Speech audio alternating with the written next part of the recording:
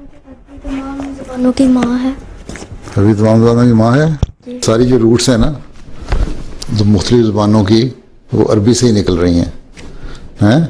کوئی کہتا ہے سنسکرت زبان ہے، اصل کوئی اپنی زبانوں کو بتاتے ہیں، کوئی دوسری بتاتے ہیں، لیکن حضرت مسیح علیہ السلام نے ثابت کیا کہ عربی جو ہے اسی سے ہر زبان کی روٹ نکلتی ہے.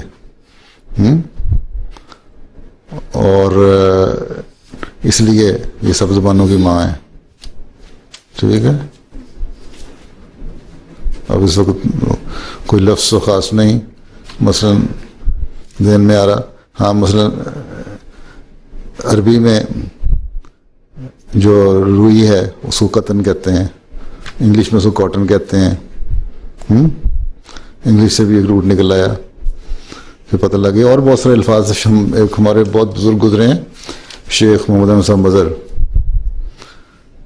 انہوں نے حضرت مسیح علیہ السلام کے اس بات پہ نا